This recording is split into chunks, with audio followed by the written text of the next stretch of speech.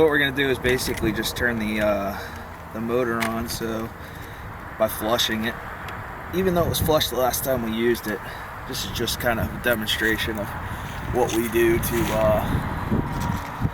you know, after each use, and then just so you guys who are interested. Basically, I already hooked it up. So it's real simple. It's a simple threading. Just pulls out. No need to worry about the lower end unit. Just pull it out. Standard threads. Hook up your water source. Ours is a little crimped, but it should be fine. And I'll turn the well on. We have a battery selector level, or excuse me, lever, right down here. You can just see it. Right. Yep, back there. Exactly. Yeah, just select the battery. Water's running, and we come back up here. When we turn the key, you know, it's going to tell us we're in neutral.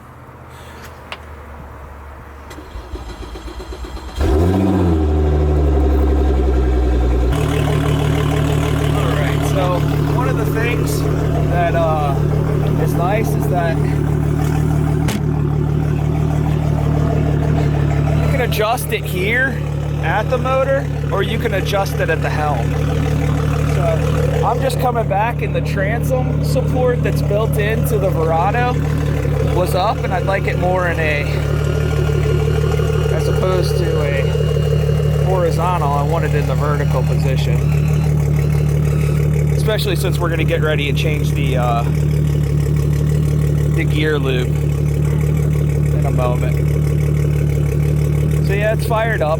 We'll take a look back at the console. Gives you an idea, I guess, of your water pressure, the temperatures, and the batteries. Over here you have the amount of fuel, I guess, since your last reset. How much is actually in the boat right now? It looks like 40 gallons, roughly 38. Estimated range, it's not giving us at this point.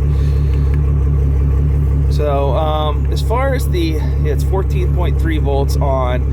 I think I switched it to one battery just to start it. We're not really going to be necessarily running all the electronics unless we have to. We're at trim set to 0. You know, and like I said, you can control all of the trim settings right down here. There's a, let's see, well, we're in gear now, but anyway, you can adjust the trim, and you can hear the motor actually. Now you can probably see it. Down position, so like I said, change that gear loop since it's getting colder. 43% of what the tank can hold at 38 gallons. So I don't know, do the math. I'll do it for you and put it in the thing. Let's say 86, I don't know. It's temperature of your oil pressure, your trim, your RPM, water pressure, H2O, PSI, and just another format. 13 volts, 388 hours on the motors. Right here you have your Fusion iPod satellite ready. Comes with a subscription.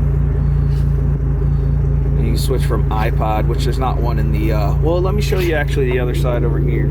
So you can take out these inserts and put in like the big Fat Daddy iPods or the regular ones, or you can hook up your USB to it. Tuner, AM tuner, satellite radio. We'll let it initialize, and here's your little satellite receiver. Not this is just a cover, but your serious satellite receiver. Yeah, there you go. Whatever, real big fish. Funny. Go ahead. So real quick, I just want to go over exactly what I know to be the faults with the boat. The speedometer doesn't work, but included is the replacement part. Have as far as issues are, the speedometer doesn't work, I showed you that, but the part comes with it. There's a little nick right there in the fiberglass. Right down here, this portion of it came off, broke. I have the piece though, so it can be either completely replaced or you can fix it. Anyway, regardless, long story short, last time I went fishing, fished in a tournament on the Chesapeake Bay, and I left the antenna up, and when I got home, the tree hit it, and it broke, so the antenna needs to be replaced. Nothing wrong with the actual radio itself. Nothing wrong with the wiring that goes up to where you would replace the antenna. I got a quote, I think it's 130 bucks from my local dealer. And the last thing that doesn't work is you can see up here where these are all fine. Oh, sorry, I pulled off the cushion instead of picking it up where it goes. These are nice too, because your family, your guests can sit up here and relax when you're not fishing and go on a cruise. What I was going to refer to was here. Basically, the gas strut on this side doesn't work, so it doesn't stay up. You gotta hold it up. Take a look inside. It's got rod holders, really clean, really nice. The whole thing's really nice. It's just that these stupid struts right here, one of them's not working because there's two. So, and it's too heavy for probably just one to work. So it flops down. That's really about it. I guess for the rest of the video, we'll show basically just winterizing it. It's already been completely detailed. Some birds decided that they wanted to take a little dump in it because it's so pretty and white, which they always seem to want to do. Yeah, let's move on to just making sure it's winterized. What we're doing basically is just changing out the lower end unit lube. Prop's in really good condition. Obviously we're using the wood block to pin it in place. Zoom in on it.